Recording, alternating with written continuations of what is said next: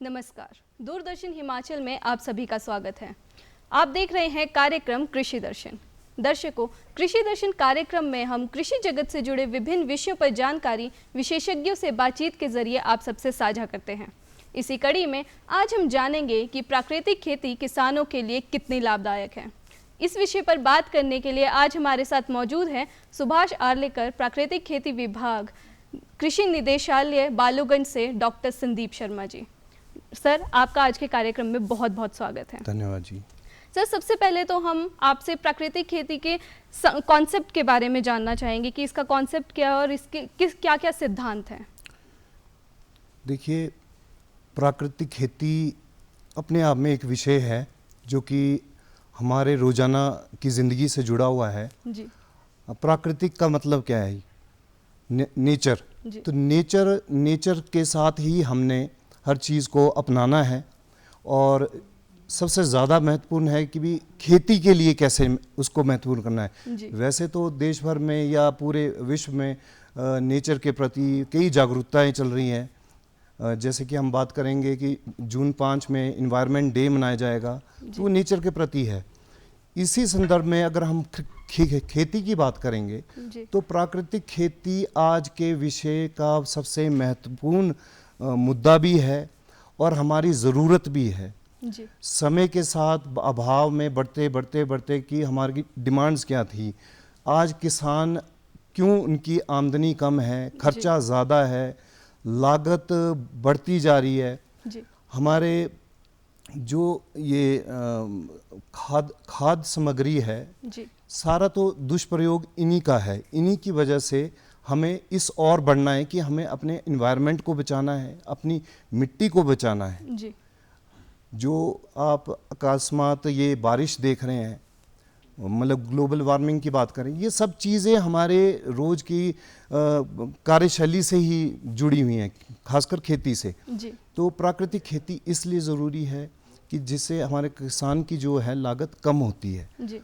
और इसमें सबसे महत्वपूर्ण चीज़ है कि हमारी मिट्टी जो है, उसकी संरचना ऐसी नेचर ने बनाई है कि उसमें सारे पोषक तत्व ऑलरेडी मौजूद रहते हैं, पर हम किसी दूसरे रासायनिक खादों के द्वारा उनसे उपलब्ध करवाते हैं और जिसे हम हमारे किसान प्रोडक्शन लेते हैं।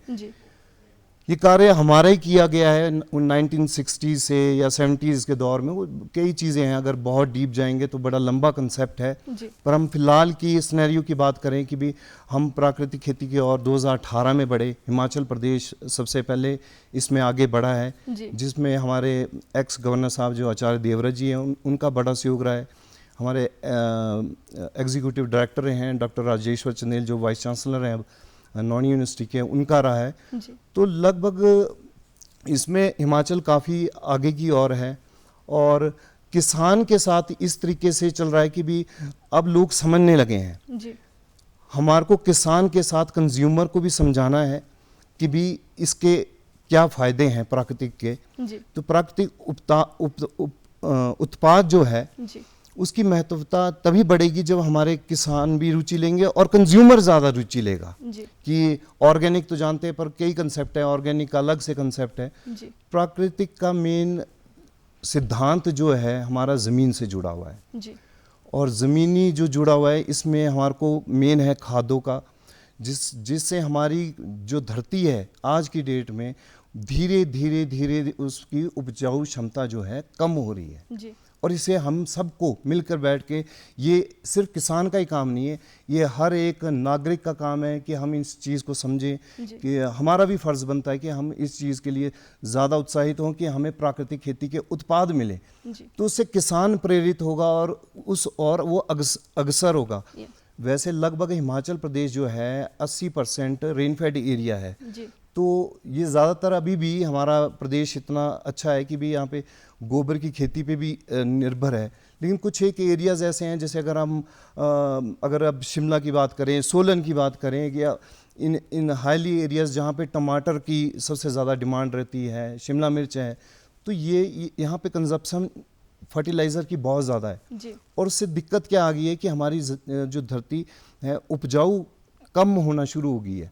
उसमें इतनी खाद पदार्थ चले गए हैं कि वो धीरे धीरे वो ग्राउंड वाटर में भी जा रही है। जी जब पानी भी कंटेमिनेटेड होगा, ज़मीन भी, तो उसमें हमारे नेचुरली बात है कि इन्वायरमेंट को भी फ़र्क पड़ेगा। जी तो ये विषय को हमारे को समझना पड़ेगा कि भी प्राकृतिक खेती क्यों ज़रूरी है, और इससे फ़ायदे सिर्फ ज़मीन के नहीं हैं, जी अपने भी हैं।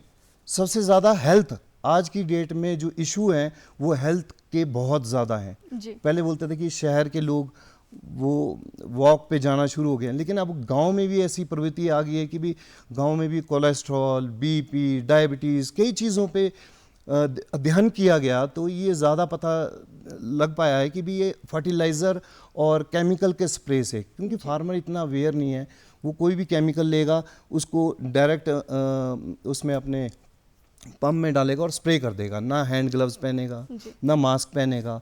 ये 18 घंटे तक बोला जाता है कि भी आप खेत में ना जाएं, पर किसान क्या करता है, वहीं पर खाना खा लेता है। ये इन चीज़ों को हमारे को एक साथ मिलके चलना पड़ेगा। तो इसलिए ये प्राकृतिक खेती बहुत ज़रूरी है। आने वाले टाइम में अगर भविष्य बचाना है तो प्राकृतिक खेती की ओर बढ़ना ही पड़ेगा। जी। तो प्राकृतिक खेती किस तरह से लाभ पहुंचाती है किसानों को, फसलों को?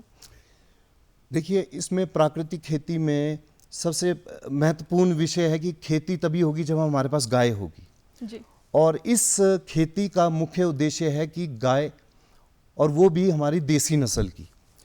इसमें भी दो तरीके के अर्थ हैं कि भी देसी गाय और विदेशी नस्ल की गाय में जी कुछ माइक्रो ऑर्गेनिजम्स की बात करते हैं हम, जैसे हर चीज़ में होते हैं, बैक्टीरिया होता है या तो माइक्रो ऑर्गेनिजम्स की बात करते हैं तो वो गोबर में पाए जाते हैं। जी तो उन माइक्रो ऑर्गेनिजम्स को हमने कलेक्ट करके, उनका गाय का गौंच हो गया, गाय का गोबर हो गया, तो ये दोनों डिफरेंशिएट है कि जो हमारी पहाड़ी गाय है और जो ये जर्सी गाय है, लगभग जर्सी है, अब तो लगभग हमारे हिमाचल में टीकाकरण का चल पड़ा है कि भी देसी नस्ल की साहिवाल हो गया, रेड सिंधी हो गया, ये गिर के नस्लों के टीके लग रहे हैं। लेकिन इससे पहले अगर सिंपल सी बात करें, जर्सी और गाय को पहले समझना पड़ेगा लोगों को कि भी क्यों है ऐसा। तो गाय में ऐसा है कि भी हमारे जो पहाड़ी गाय है, पहाड़ी का मतलब वो कहीं भी चरने चल जाएगी, जी जंगलों में जाएगी तो विभिन्न प्रकार की औषधियाँ खाएगी जो कि उसके लिए बेनिफिशियरी है। तो इंटेस्टाइन की बात करें, छोटी आंत, मोटी आंत, तो जैसे बोलते हैं ना कि एक जो पतला इंसान है वो तंदुरुस्त रहता है, कहीं भी फिट हो जाता है हर चीज़ में, तो उसकी पाचन क्रिया जो है पहाड़ी गाय की वो बहुत अच्छी है, मजबूत है। उतना ही खाएगी जितना उसको ज़रूरत है, उतना ही पानी पिएगी जितनी उसकी आवश्यकता है। तो उसकी पाचन क्रिया की वजह से उसका गोबर भी बहुत लाभदायक है खेतों में, उसका गौंच भी। जी उसी तरीके से जो हमारी जर्सी है उसमें ये ना के बराबर है, वो सारी चीज़ें वहाँ पे लानी पड़ती हैं। तो गाय इस खेती का मुख्य धारक है। अगर गाय नहीं होगी तो इस खेती का कोई अध्ययन नहीं रहेगा, क्योंकि हमने प्रकृति की व्यवस्था को, जो जंगल वाली व्यवस्था है, उसको खेतों पे लाना है। तो इसके लिए हमारे पास चार पिलर हैं इस प्राकृतिक खेती के। सबसे पहला है गाय, गाय होना बहुत ज़रूरी है। दूसरा केंचुआ, केंचुआ जो कि हमारी ज़मीन का केंचुआ होगा, गोबर का केंचुआ नहीं, वो भी बेनिफिशियरी है पर इतना नहीं है जितना ज़मीन से आएगा। तीसरा मल्चिंग, जितना भी आप मल्चिंग करेंगे, जिसको हम आच्छादन बोलते हैं या लोकल भाषा में बिछौना बोलते हैं, किसी भी घास पत्तियों का, बाण की या अपने आसपास की जो भी काटी हुई फसल है उसका बिछौना किया जाए। क्योंकि ये बिछौना जो चीज़ है ये भी प्रकृति की एक देन है। हम कहीं भी बिछौना करेंगे वहाँ पे नमी हमेशा पाई जाएगी, वहाँ नमी पाई जाएगी तो वहाँ केंचुए पाए जाएंगे, और केंचुआ जो है वो अंधेरे में कार्य करता है। सारी प्रक्रिया केंचुए की है और गाय के द्वारा ये की जाएगी, क्योंकि गाय का गोबर होगा। तो चौथी चीज़ है मिक्स खेती। हम इस अभी आज का जो दौर है हमारा चला हुआ वो ये है कि हम एक गांव में अगर टमाटर लग रहा है तो पूरी लोग वो टमाटर ही लगा रहे हैं। अभी रिसेंटली पीछे जैसे लहसुन या ये अधिक बारिश होने की वजह से प्याज सड़ गया मैम, तो वो कारण क्या रहा कि पूरे गांव ने, पूरे एरिया ने एक तरीके की फसल की तरफ दिया। अब ये नेचर की व्यवस्था है, इसमें कोई कुछ नहीं कर सकता। इसमें अगर चाहे केमिकल वाला हो या प्राकृतिक खेती वाला हो, नुकसान दोनों का हुआ है। जी। पर हम व्यवस्था इस तरीके से बना सकते हैं कि एक मुख्य फसल के साथ सह फसल लेना बहुत ज़रूरी है, जो कि एक किसान की रोजाना की आय की भी बढ़त करता है जी। और मार्केट में आने वाले गलट को भी रोकता है। और दूसरा ये है, मुख्य फसल से सह फसल को फ़ायदा मिलता है, सनलाइट मिलेगी मुख्य फसल से, फिर दूसरी को भी मिल पाएगी। जी। तो ये मुख्य फसल बहुत ज़रूरी है। तो ये 4 सिद्धांत है इस खेती के, जो कि हम लगातार अपने किसानों के साथ बैठ के इसमें कार्य कर रहे हैं और जी। इसका यही सिद्धांत है। जी। तो अगर हम पारंपरिक खेती की बात करें तो वो प्राकृतिक खेती से किस तरह से भिन्न है? अगर हम परंपरागत खेती की बात करें और प्राकृतिक खेती की बात करें, वो विभिन्न इस तरीके से है। पहले हमारे पास परंपरागत खेती में सारे संसाधन घर में हुआ करते थे, इतने पशु हुआ करते थे, लेबर अपनी हुआ करती थी, सारी चीज़ें। सबसे बड़ी बात है बीज।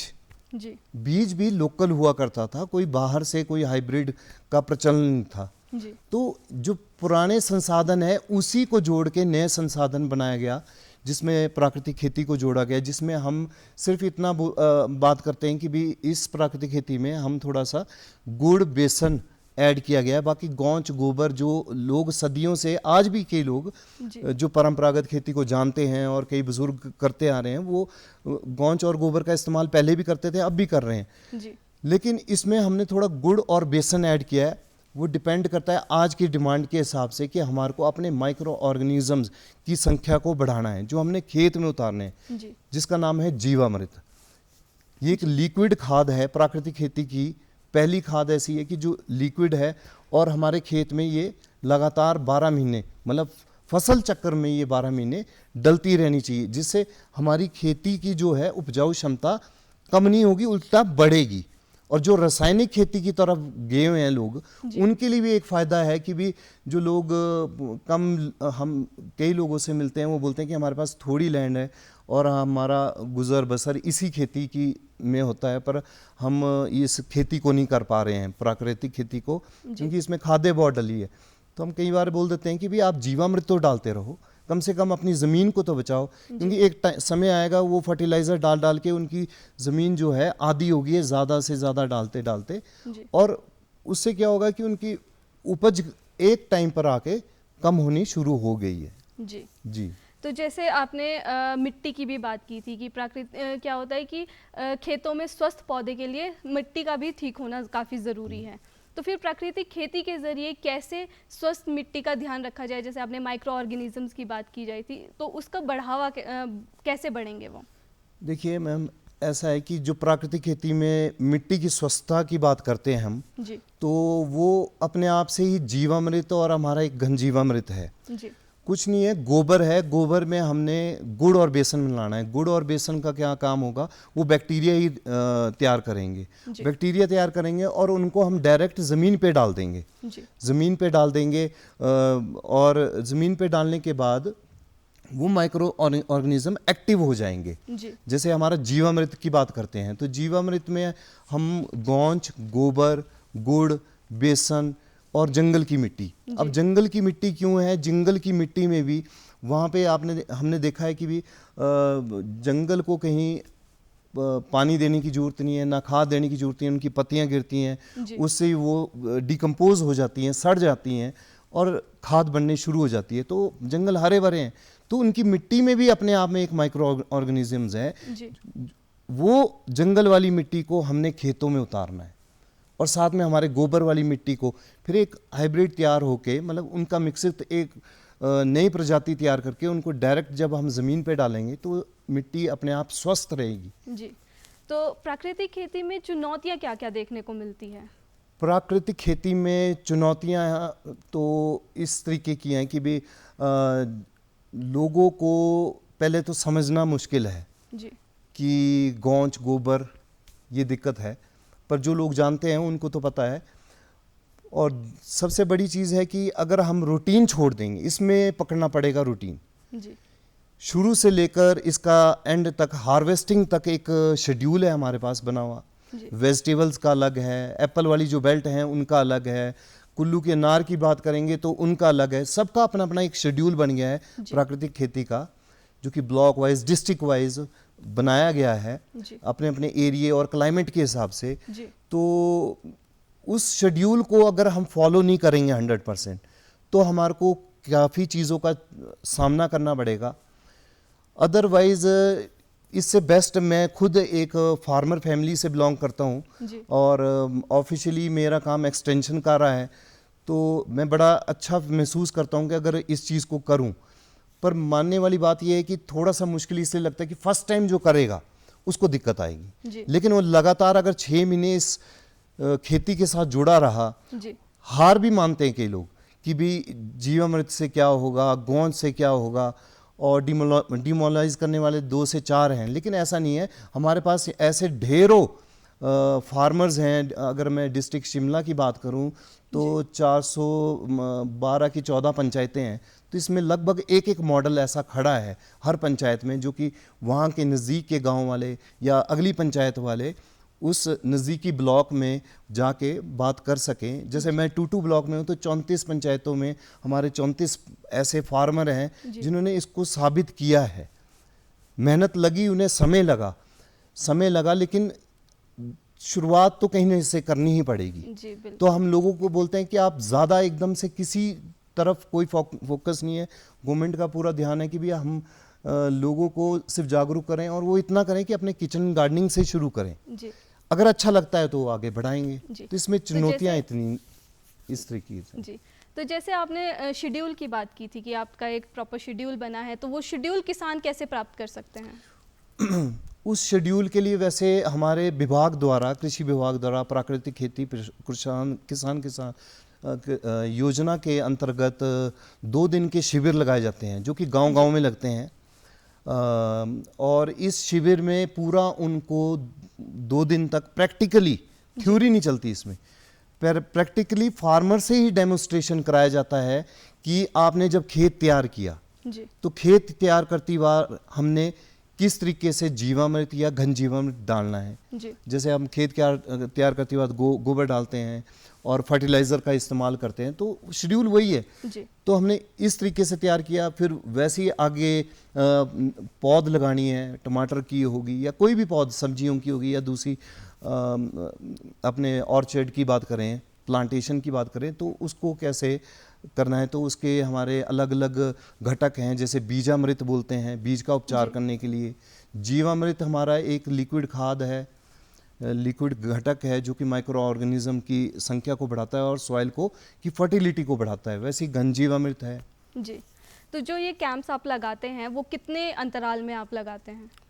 ये कैंप्स हमारे लगभग जहाँ 30 लोग हो जाएं, ऐसा नहीं है कि 30 ही चाहिए, 20 से 30 लोग हो जाएं, इंटरेस्टेड हों, जहाँ पे इंटरेस्टेड हों कि भी हम इस खेती को करना चाहते हैं, सीखना चाहते हैं, तो वहाँ पे कैंप्स लगाते हैं। और ऐसा भी कंपल्शन नहीं है कि कैंप्स ज़रूरी हैं। अगर वो हमारे साथ संपर्क करते हैं तो किसी भी माध्यम से, पंचायत के माध्यम से या उसके ज़रिए हम एक पर्टिकुलर किसान को भी उनकी खेत पे जाके गाइड करते हैं कि आप इस तरीके से इस शेड्यूल को फॉलो करें। जी बिल्कुल।